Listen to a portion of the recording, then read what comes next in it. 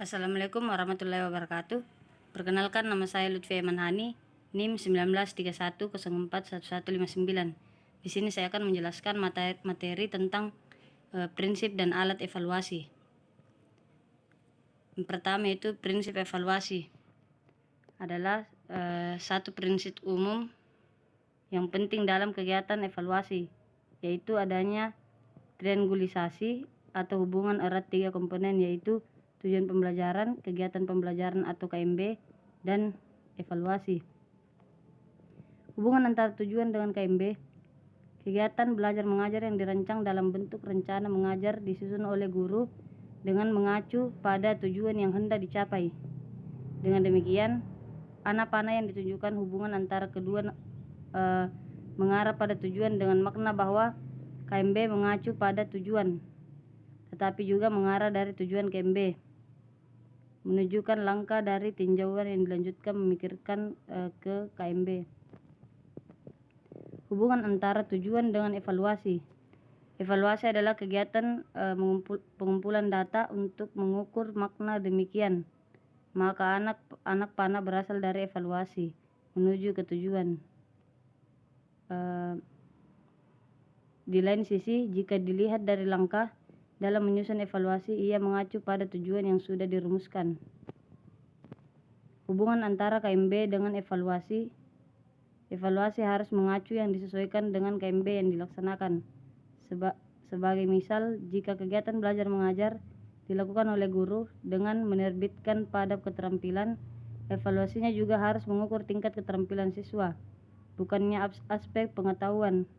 Kecenderungan yang terdapat dalam praktek sekarang ini adalah bahwa evaluasi hasil belajar mengajar bisa dilakukan dengan tes tertulis, menekankan aspek pengetahuan saja.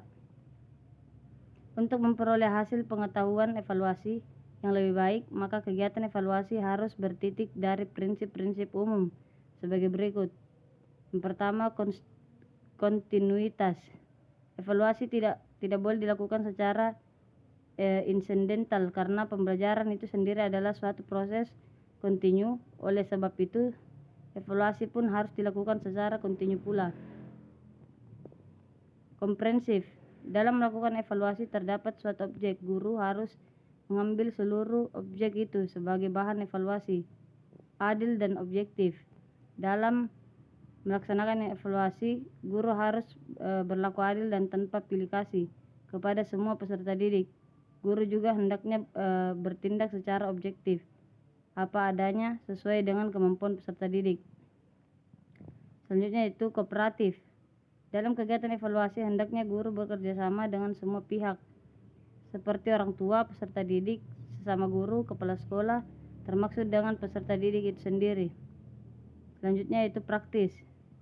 Praktis mengandung arti mudah digunakan oleh guru itu sendiri yang menyusun alat evaluasi maupun orang lain yang akan menggunakan alat tersebut. Menurut Sudijono, evaluasi hasil belajar dikatakan terlaksanakan dengan baik apabila dalam pelaksanaannya senantiasa berpegangan pada tiga prinsip dasar, yaitu: yang pertama, prinsip keseluruhan. Prinsip keseluruhan dikenal dengan istilah prinsip kompresif. Prinsip kompresif dikatakan terlaksanakan dengan baik apabila evaluasi tersebut dilaksanakan secara bulat, utuh, dan menyeluruh. Evaluasi hasil belajar harus dapat mencangkup sebagai aspek yang dapat menggambarkan perkembangan atau perubahan tingkah laku yang terjadi pada diri peserta didik sebagai makhluk hidup. Yang kedua itu prinsip kesinambungan. Prinsip kesinambungan dikenal dengan istilah prinsip kontinuitas. Prinsip kontinuitas dimaksudkan bahwa hasil pembelajaran yang baik adalah evaluasi hasil belajar yang dilaksanakan secara teratur, yang sambung menyambung dari waktu ke waktu. Evaluasi hasil belajar dilaksanakan secara berkesinambungan agar pihak evaluator dapat memperoleh kepastian dan kemantapan dalam menentukan langkah-langkah atau merumuskan kebijaksanaan untuk masa depan peserta, memperoleh informasi yang dapat memberikan gambaran mengenai kemajuan atau perkembangan peserta didik. Selanjutnya yaitu prinsip objektivitas. Prinsip objektivitas mengandung makna bahwa evaluasi hasil belajar dapat dinyatakan sebagai evaluasi yang baik apabila dapat terlepas dari faktor-faktor yang sifatnya subjektif.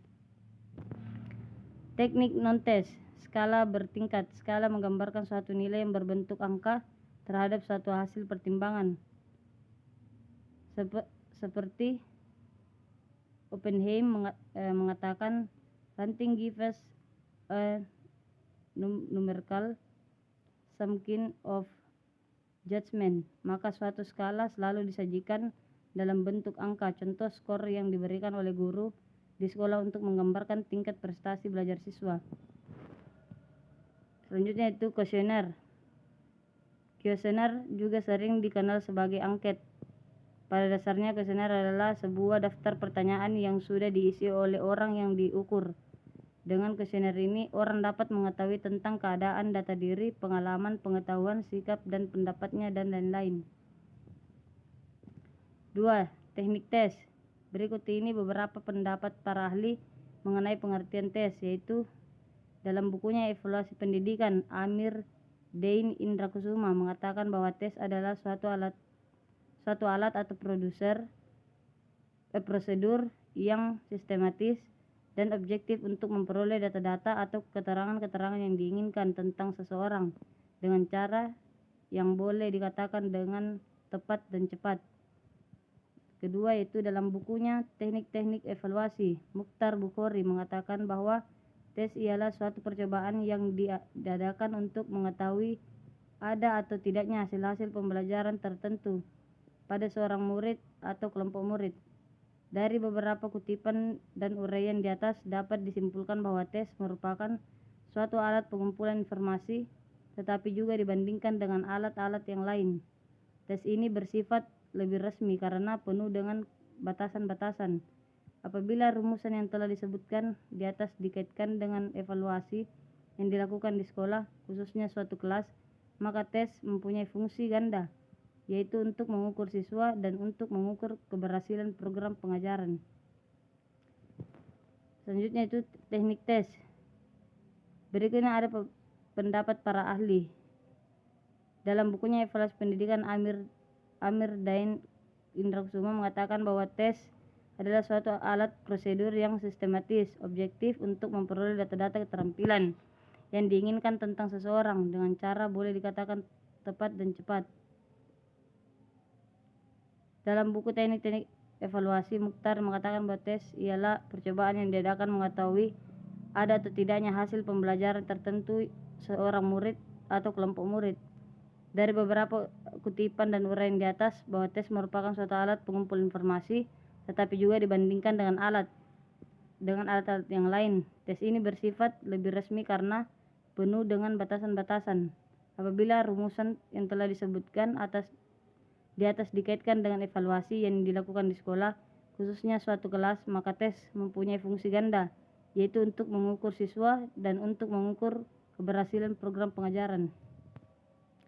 Untuk keperluan evaluasi belajar mengajar dapat digunakan tes yang telah distandarisasikan maupun tes buatan guru.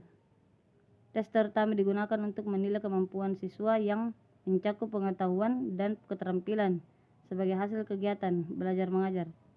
Ditinjau dari segi pelaksanaan, tes terdiri dari 3, yaitu tes tertulis, tes lisan, dan tes sumatif. Mungkin itu saja yang dapat saya jelaskan, kurang lebihnya mohon dimaafkan. Wabillahi taufiq wal hidayah. Wassalamualaikum warahmatullahi wabarakatuh.